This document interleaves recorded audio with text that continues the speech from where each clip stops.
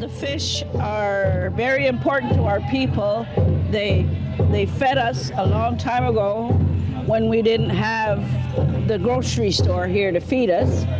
All of my life, fishing has been a huge part of our family, and it's not just the harvesting of fish, but also trying to do our best and sustain the fish population, so protecting. I think that fish can be a sustainable source of food for our community, and it really brings people together when people spear them together down at the river.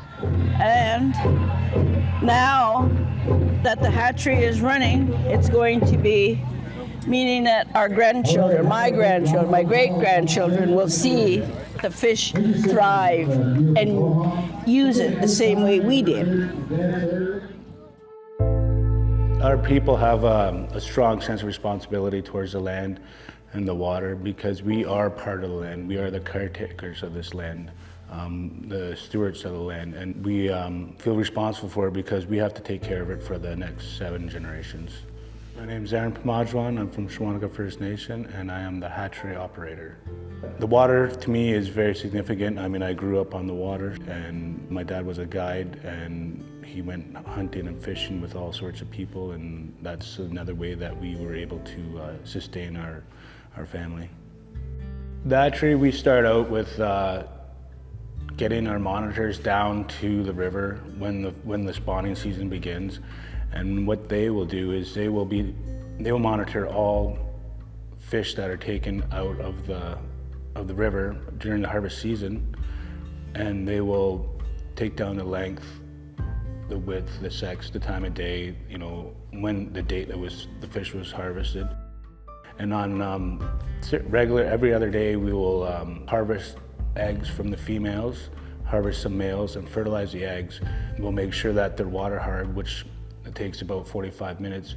We'll take it to the hatchery, and we'll put them in incubation jars where they'll stay for about, say about 15 days or 125-degree days. The fry will hatch, and when we release the fry back into the wild. Any of the fish that we take, we put back their eggs and their milk and stuff like that in. As far as I can think back, it's been going on forever. So it's not a traditional thing. It's just something that's a part of daily life. You know, I guess it was probably around 2002. M&R was trying to tell us that we weren't doing the proper things, and what we did wasn't really helping the stock come back to the First Nation. And so we said, yeah, we've been doing this for forever. You know what I mean? And the stock's right there. There's proof. And they said, no, you guys are mixing it wrong. We do it our way.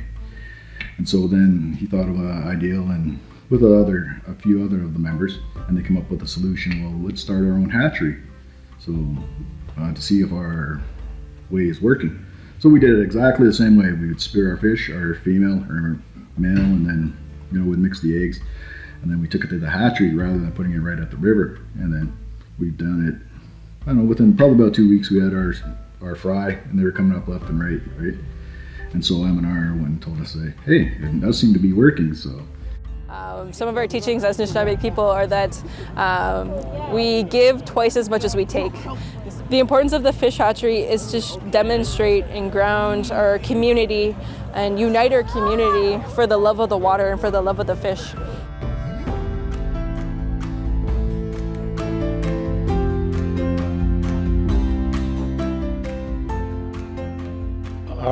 Our people have been harvesting fish down there for as long as I can remember, for time immemorial probably.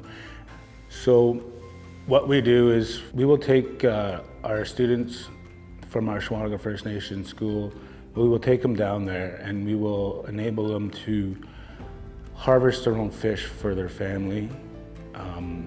We will demonstrate how to fillet a fish. We'll demonstrate how to take the data for monitoring each fish that was taken out of there. And we teach them all these things so that when they get older, all that knowledge that they've gained when they were younger, they will have all that respect for the river, for the fish, for that life that's giving them life.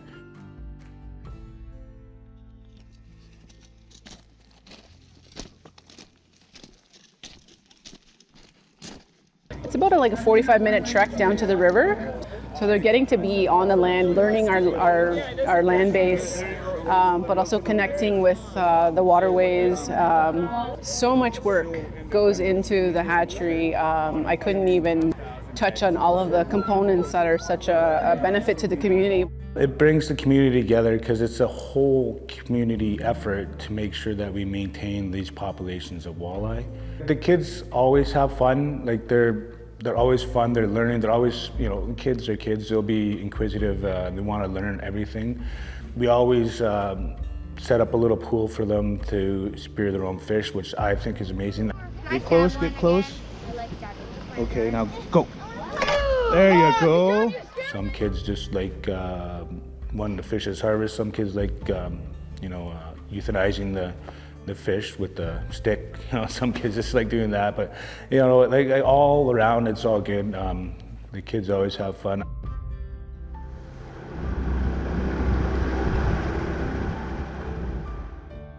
Our future outlook is to make sure that we can stock our river and then maybe possibly start selling the fish for food fish for people to consume. That way that the program will be able to sustain itself and then bring in its own monies to keep continuing on and maybe even expand even further. We want to make sure that we keep our core beliefs of sustaining the population, educating the kids. That is one of our main goals, is to make sure that our youth understand about the respect of the fish.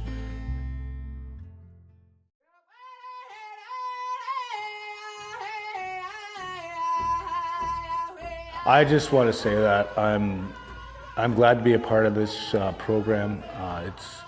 It's been a great program. I mean, I started out as a monitor, and then finally now I'm at the hatchery operator. I can remember as a kid getting pulled out of school to go down and harvest with my dad, and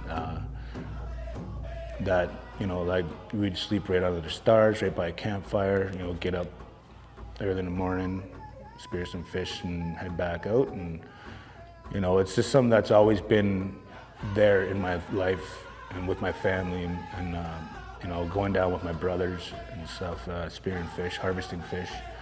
It's just something that I love to do, and so I'm just glad that I'm here in this position.